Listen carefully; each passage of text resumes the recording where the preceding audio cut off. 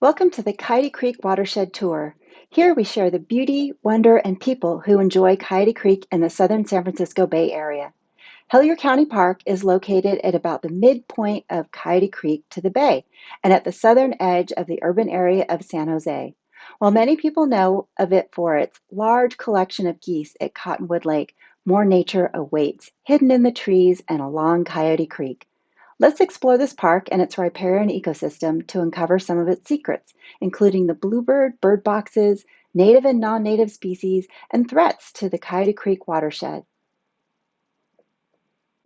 My name is Deb Kramer, Executive Director of Keep Coyote Creek Beautiful, and I'll be your moderator today. Nature is so healing. I hope by seeing this park and nature through our presenters' eyes, you can take in its beauty, its diversity, and feel its healing powers. Santa Clara Valley Audubon Society and Keep Coyote Creek Beautiful work together to bring you this program. Keep Coyote Creek Beautiful is a community-based organization that works with many groups, agencies, and partners towards a vibrant Coyote Creek with clean waters, abundant wildlife, and natural beauty that everyone can enjoy. Santa Clara Valley Audubon Society promotes the enjoyment, understanding, and protection of birds and other wildlife by engaging people of all ages in birding, education, and conservation. Let me now introduce our presenters. John Maney is a park ranger at Santa Clara County Parks, and he's tasked with providing protection, preserving, and sometimes interpreting for the Hellyer Park region of Coyote Creek. He also works at Marshall Cottle and Santa Teresa Parks. Bruce Victorine is a backyard naturalist and avid birder who considers Hellyer Park his backyard. As a Santa Clara County Park volunteer, he keeps the trail clean and manages the bird boxes. He spends a lot of time volunteering, including with Keep Coyote Creek Beautiful, as a San Jose Neighborhoods Commissioner, and a board member of Save Our Trails. To give you a sense of Coyote Creek watershed, you can see that it starts at the Henry Coe State Park, takes a backwards J through Anderson Lake, through Coyote Valley, into downtown San Jose, through Milpitas, and out into San Francisco Bay. It's a 64-mile long watershed creek, and the watershed is the largest in Santa Clara County. Here's a little zoom-in area of the Hellyer County Park. The yellow dot is where we are starting our visit at the Visitor Center. Let's go ahead and say hello to our two presenters. John is going to go ahead and start our presentation with a little bit about Hellyer Park. Good morning, my name is John Maney. I'm a park ranger here at Hellyer County Park, and we're here at Hellyers Visitor Center and Native Plant Garden. Today I'm going to be doing a presentation on Hellyer Park history and also the watershed in general. Okay, so starting off, Native Americans inhabited this area for thousands of years. The Tamian were the people who inhabited this area before the European settlement. That tribe is currently part of what is now the Muwekma Ohlone tribe, along with other Ohlone and Costanoan Native Americans in the Bay Area region.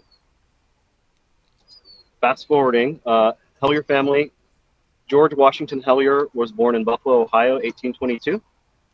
He immigrated from Ohio to Santa Clara Valley in 1853 in search of gold. He was one of the 49ers. He married his wife in the same year in a place called Dry Creek, California. Together, the two of them had 8 children. And in this area, George mined for cinnabar, iron, and copper, and he also grew crops and did some farming. On our next slide, you can see the Hellyer family home. Unsure the exact location where the home was located here in Hellyer Park. Just behind the visitor center, we have a couple of palm trees that often denoted the entrance to someone's property or often the location of where their home was located. Some farming operations that happened here at Hellyer Park in 1885. You can see a thresher in operation. Going forward to the park's development, Hellyer has one of Northern California's only velodromes, and it actually hosted the Olympic trials in 1972.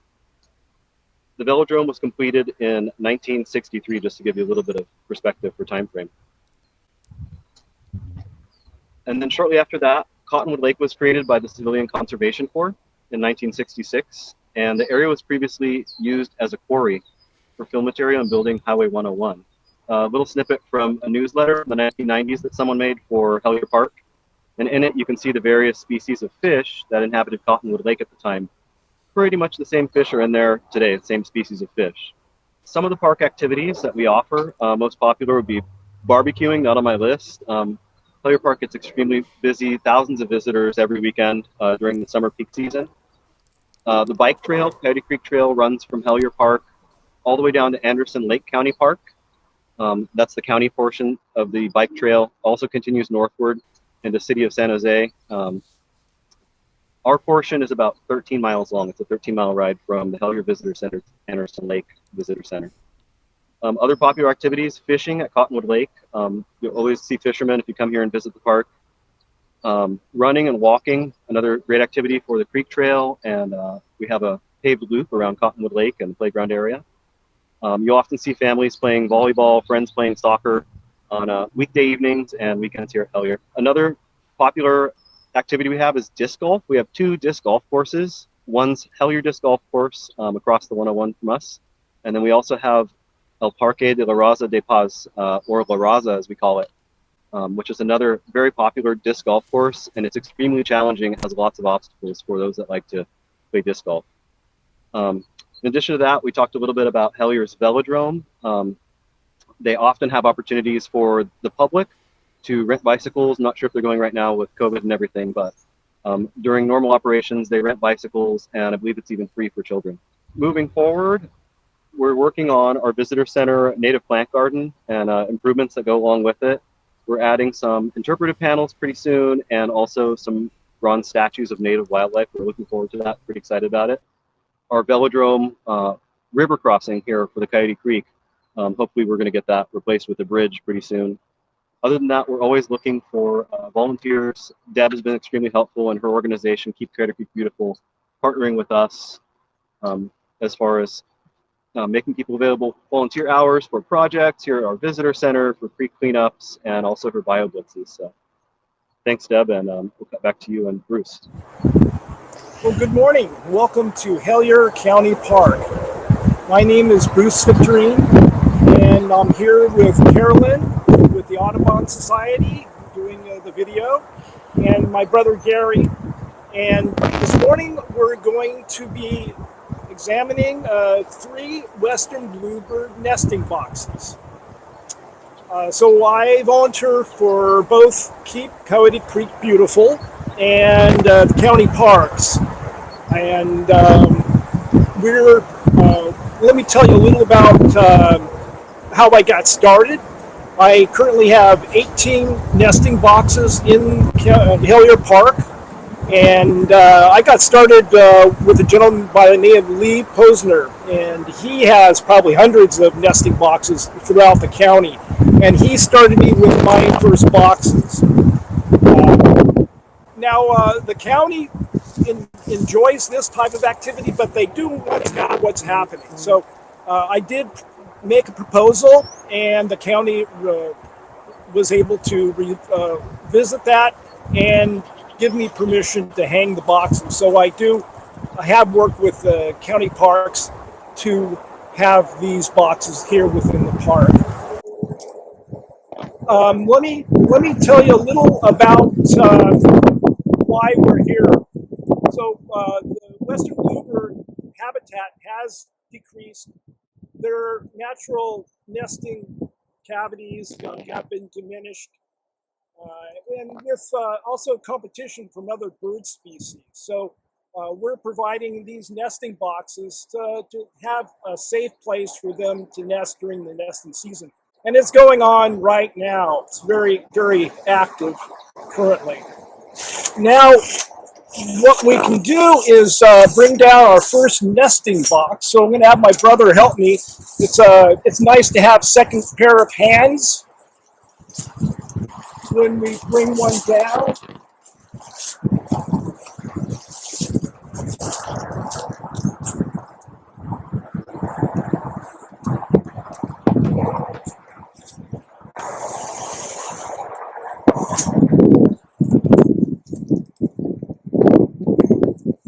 is in probably 17 out of the 18 cases, this is the size of the box that was designed for western bluebirds. It'll rotate down. If you notice, there's a little metal rod here, and that decreases the opening for the bird to enter. So it allows a western bluebird and some other species to enter, but non-native species like starlings can't. So it really is designed for them. This happens to be empty. It's one, and it has been adopted in previous years. We've been doing this for about 3 seasons now. But right now it has not been adopted. So we'll go ahead and put that back up. Look in, it up. Now I do always want to put it back in the same position as it came from, especially if the nesting box is active. And we will see an active box.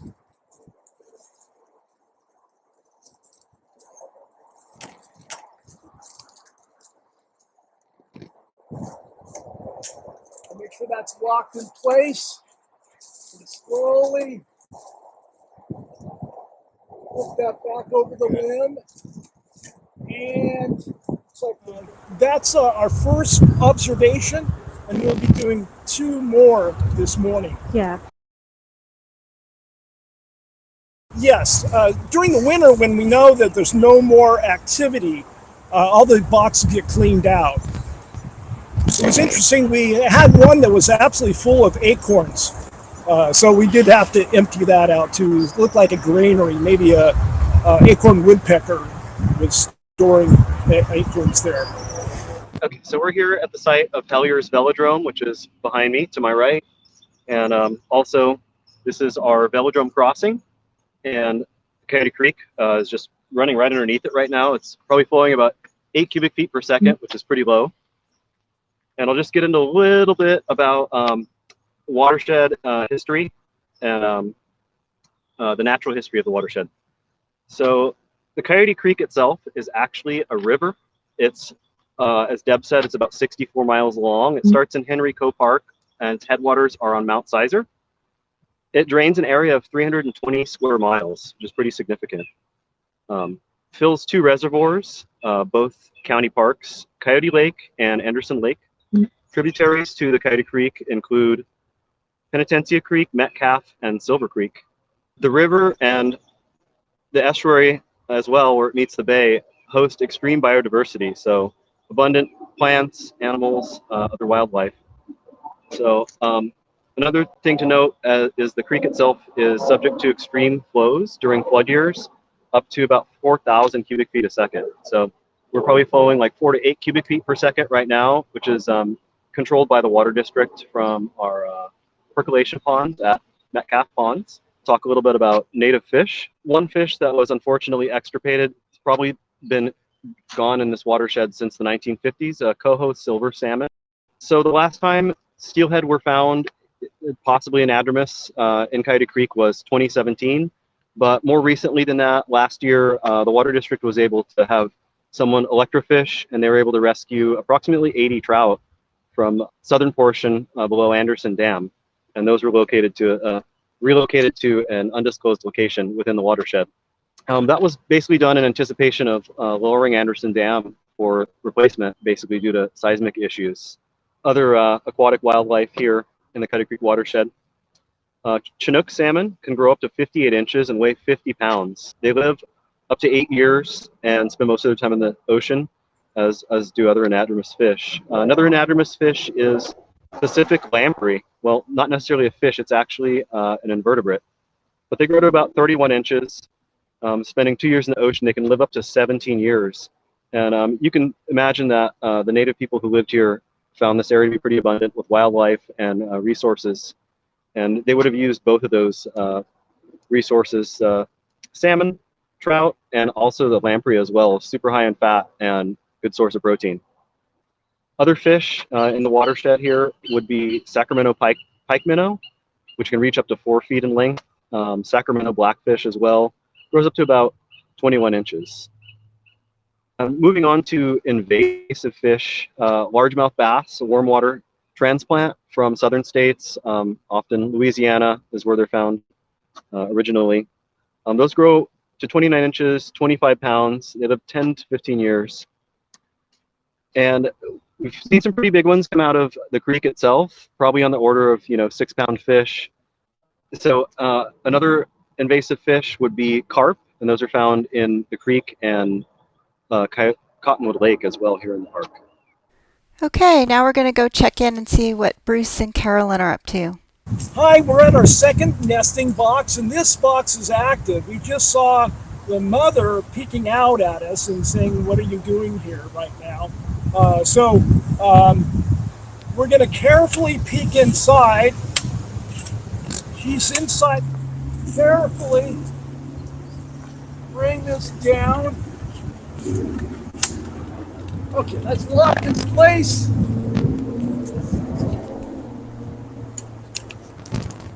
There's Mom, she just came out. All right, carefully get over the limb and come straight down. The orientation is towards the field, so we'll try to get it back in that orientation when we're done. Okay, you got it, Gary? Yeah. Okay, and you're going to hold on to it for duration here. Turn her down. So we'll get it back in that orientation. I'm opening the nest. Can we face towards the sun?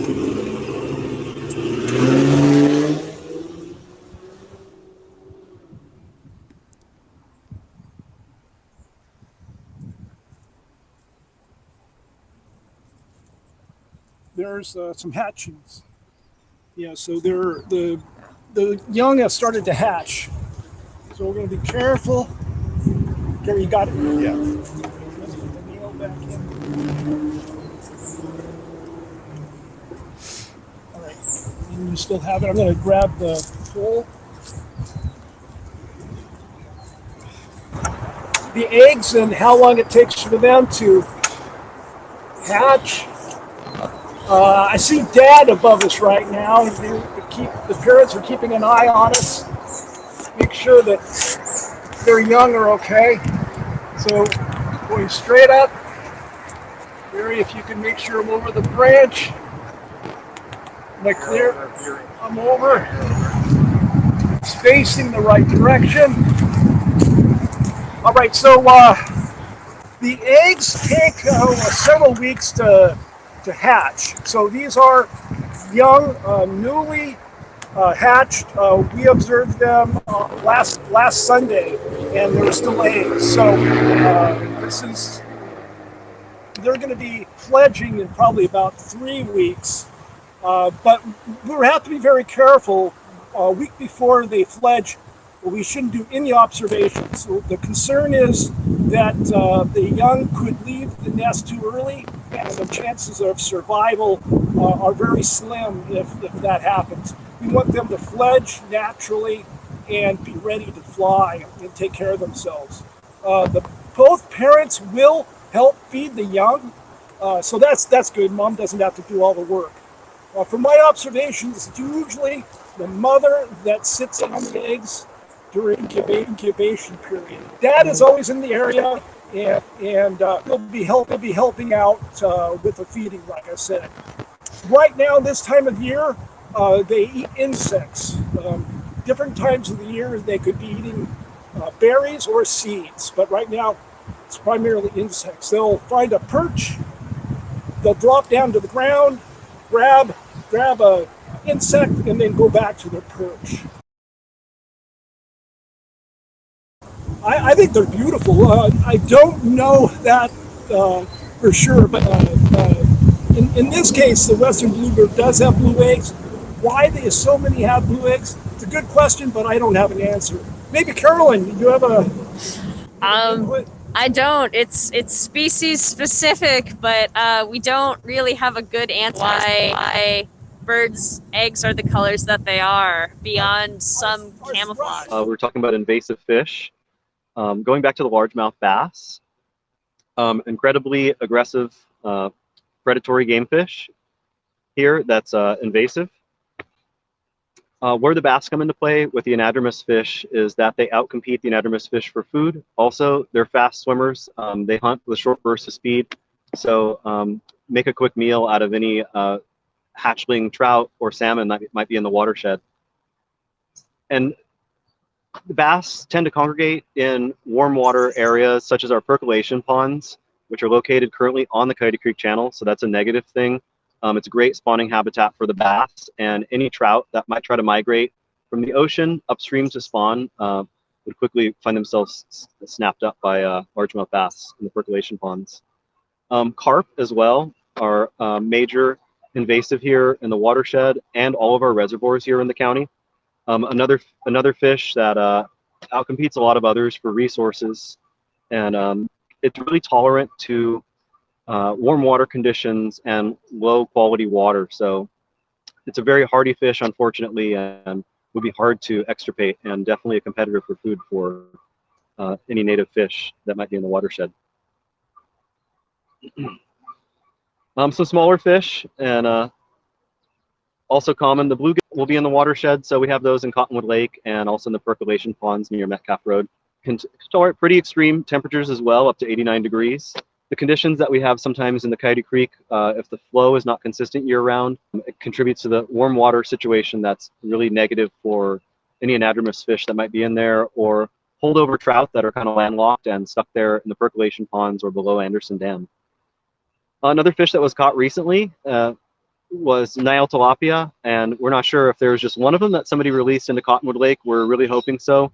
And the state talked about doing an electrofishing survey to see how many there may be, but nobody has caught one since, so probably a good thing.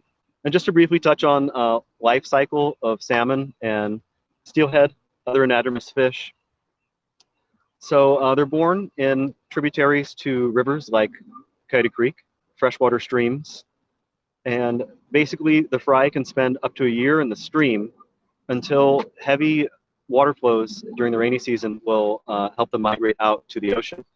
Basically, they spend about 1 to 7 years in the ocean. Certain fish like the salmon spawn once, and then that's it.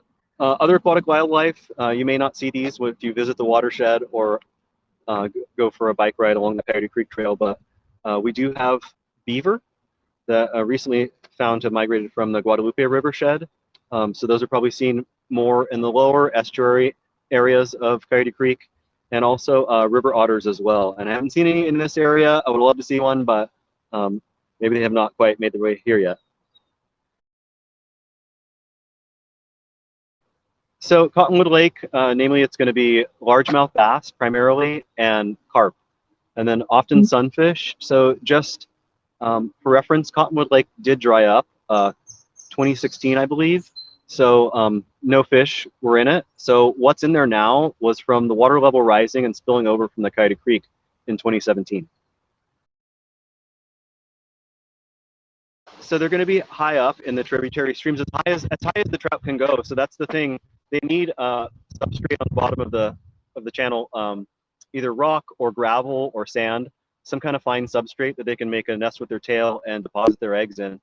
So typically the flow has to be right so their eggs don't wash away, and it's going to be a wide, shallow portion of the river. So trout typically can't get to a lot of the tributaries anymore because they've been channelized with concrete and things like that. There are a lot of barriers to their spawning. So they'll use whatever habitat they have. So unfortunately, that leaves them open to predators and other warm water game fish that wouldn't be able to make it into those tributaries. We're at our third nesting box, so we're going to go ahead and bring it down and take a look inside.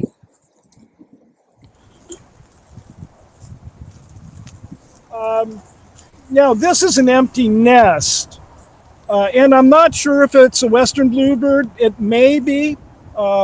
What I believe is the western bluebirds are pretty protective of their nests, and I believe this could be too close to the other active nests. The parents may have chased other birds away, and that's why maybe they built the nest, but they weren't able to actually lay eggs and use it any further. We have seen other species that use the nesting box. We've seen tree swallows, nuthatches, and chickadees all use the nesting box. And we're happy with when other species use it. It's not exclusive to western bluebirds. The western bluebirds need our help, but other species need our help as well.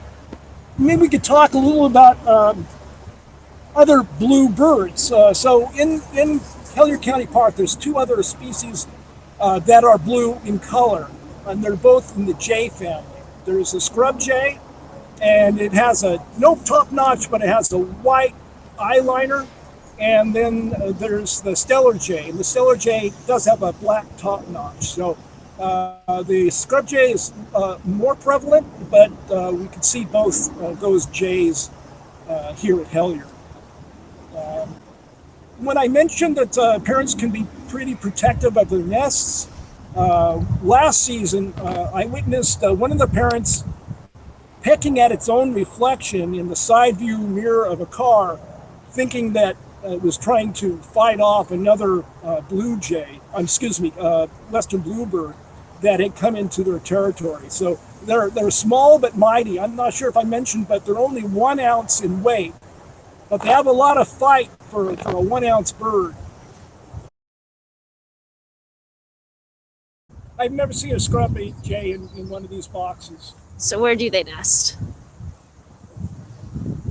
Good question. Do you have an idea? They're tree nesters, I think. So in cavities, or they just build their own nests in the tree? I believe they build their own nests. Okay. Yeah, so they won't be taking up any cavity nests, but we will see them building nests in the same manner that the crows and the ravens will. So let's see if we can get a closer look one more time at this nest. There's a lot of feathers in it. So it's grasses. It's grasses and feathers.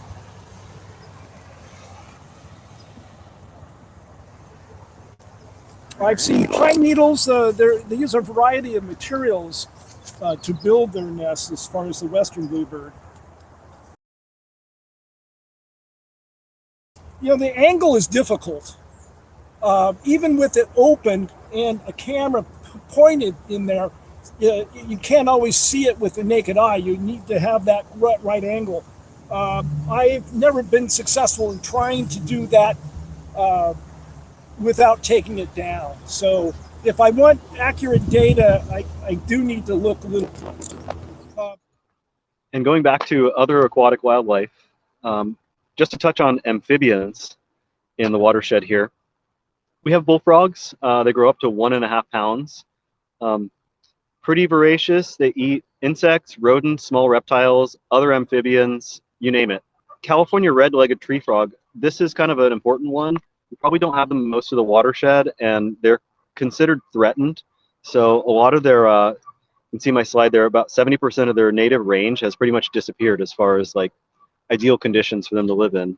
The ones we do have left are pretty important to ecosystem health and kind of an indicator of what's left in the watershed and how things are doing. The California tiger salamander lives here in the watershed, so probably a little bit higher up than Coyote Creek area, so in the foothills and other parts of the lower mountain ranges here. Probably, I would imagine Metcalfe Canyon is pretty common.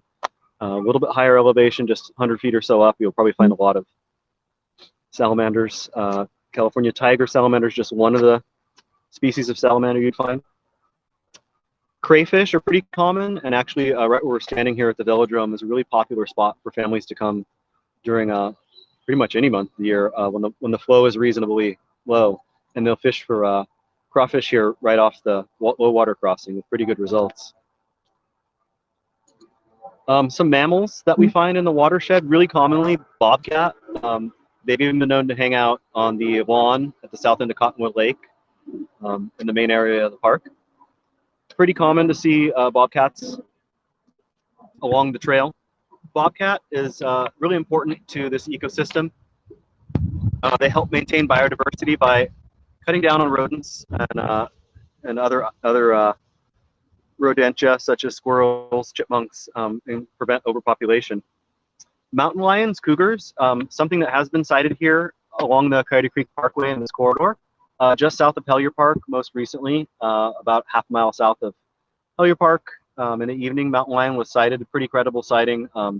You know, they're pretty obvious. They're almost can be 8 feet from nose to tail. So definitely stands out significantly compared to a bobcat, which is going to be a lot smaller, under 40 pounds.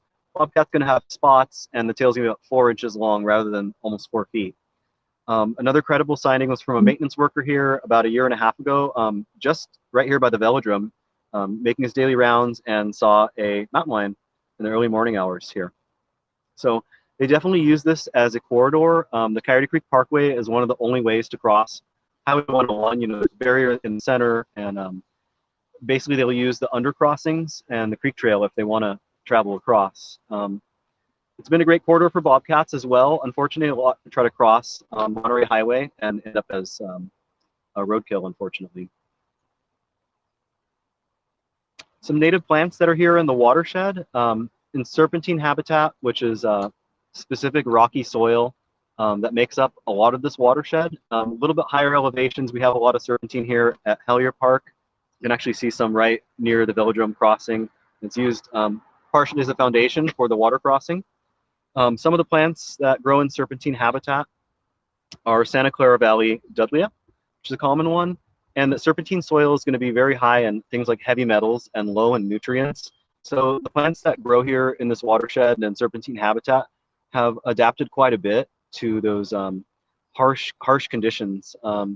Serpentine soil drains very quickly as well, so these plants are made to take up water quickly when they can get it, and they have features such as waxy outer surfaces that prevent a loss of moisture. Another really common one here in the watershed is Pacific poison oak, and you'll see it on both sides of the creek trail. In some places we try to cut it back as much as we can. Poison oak actually has a huge positive in that the root structures are really dense, so it helps prevent erosion. Like I said, the flow in Coyote Creek, which is actually a river, can get up to thousands of cubic feet per second. And these things on the stream banks really helps to stabilize the banks and prevent erosion. Another common plant in a very localized area is Metcalfe Canyon jewel flower. So that's another one of those serpentine endemic plants that pretty much only grow in serpentine habitat, and this one's specific even to Metcalfe Canyon, there's a specific variety. So something fairly special here in this in the watershed here. Invasives, really big one, and you can see it directly behind me. The arundo grows about 15 feet in height, 15 to 20 feet, and that's probably what we're looking at right now. It's probably about maybe 14, 15 feet. It was historically used for roofing material a long time ago, and also to control erosion. Grows really quickly. It's basically invasive form of bamboo. So the downside is that it also outcompetes native plants for resources. Plus side, helps control erosion. Downside, crowds everything else out, and it grows really fast. We've had some programs in the past trying to reduce the amount of arundo in the watershed. So just touching on flooding and creek flows here during heavy rain seasons. 2017 is a great example. Flooding along the Coyote Creek caused approximately $100 million in damage. 14,000 people were evacuated. So you can see some images there. The top right image is Nordale Avenue in San Jose. You can see search and rescue, probably fire crews helping people evacuate their homes and flooded vehicles. Is Anderson Dam, which is in Morgan Hill. And you can see the homes below the dam. And I can imagine, I wasn't there personally. I was in my academy training in 2017, but I got to see images and hear from fellow park rangers about flooding and everything that went along with it and how what the parks faced. And you can see the bottom right picture is our disc golf course under several feet of water. And that's one of the restrooms, which is fine now, but unfortunately our maintenance crews had to spend a lot of time with rehabilitating restrooms, and we lost a lot of picnic tables, which were basically washed downstream for. So just moving on to talk about some threats to ecosystem health. Inconsistent flows in the Coyote Creek are a big one. The Water District has really increased their efforts to maintain flows year round, and even now we haven't had a lot of rain this year, and there's a consistent flow out of our percolation ponds. warm water, migration barriers, percolation ponds, basically the dams, trap warm water behind them, and what comes out is also warm water. It's not really ideal for anadromous fish. Urban runoff is another huge one from roadways and from vehicles. Agricultural runoff, not as much of a huge issue currently. Waste from illegal dumping, transient encampments on related litter waste, and the stream bank erosion caused by encampments when they do their terracing and they cut steps and things like that into the riverbanks. Organizations such as DEBS goes a long way to help improve the watershed quality. Just to briefly touch on stewardship, things that we can do. Pick up trash, even if it's not ours, when we go for a walk along the creek trail or out in the park. Definitely awesome to touch on that with the future generation and the younger ones as they enjoy their time in our park. Just teach them a little bit about stewardship as I do with my kids. And our goal should always be to leave our resource in a better condition than we found it. So whether it's making pick up trash or other small improvements, maybe even large improvements, altering the stream bed itself with augmentation. We can add things like large trees and wood debris to improve fish habitat, and gravel amendments, things like that, things the Water District has done in the past. That's super beneficial to native wildlife here. Other thing we can do is just reminding other people to help us protect this public trust resource, this thing that we can all enjoy.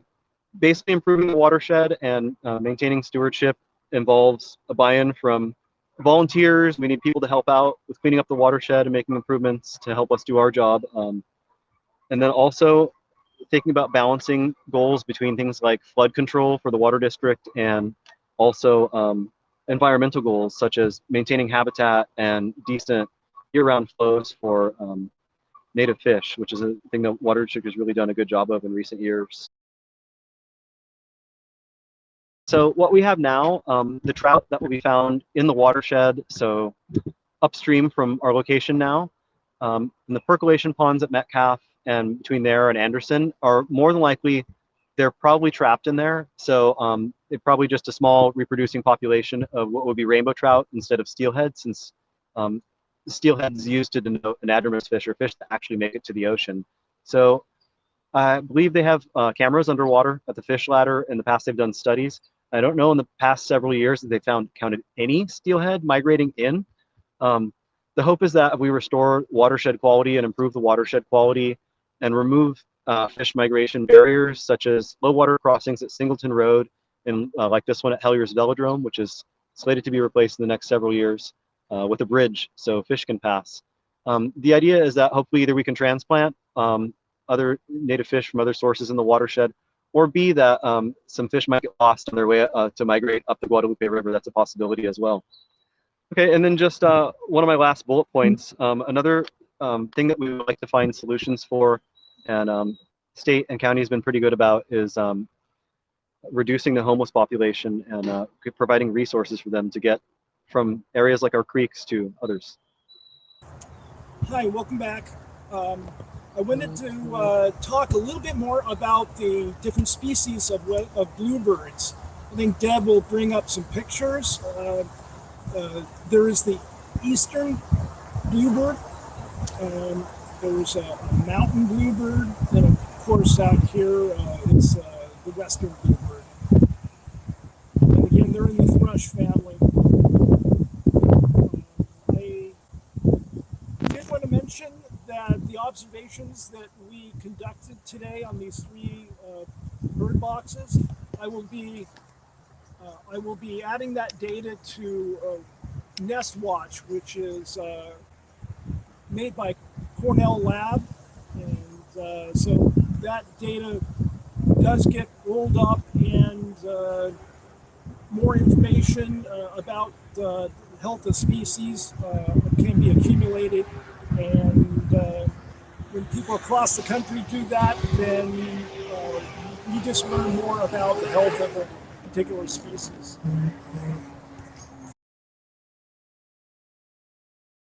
The nesting boxes that I have are essentially the same design. They're the wooden boxes like you saw with the wire and the metal wire hook, and that goes over a tree branch. So I don't have any other designs for nesting boxes. I do have one is about half the size of the ones that we saw today, And I think I mentioned before, that's where Nuthatch had adopted it last season, which Nuthatch is smaller than a western bluebird. In spring, we'll start seeing the bluebirds in higher numbers kind of late winter, and then they start adopting the boxes early spring from our observations. And that's why you need to have the nesting box up early. So we make sure they're having up and cleaned out during the winter, so that when they start migrating into our area in higher numbers, they're there and can be adopted.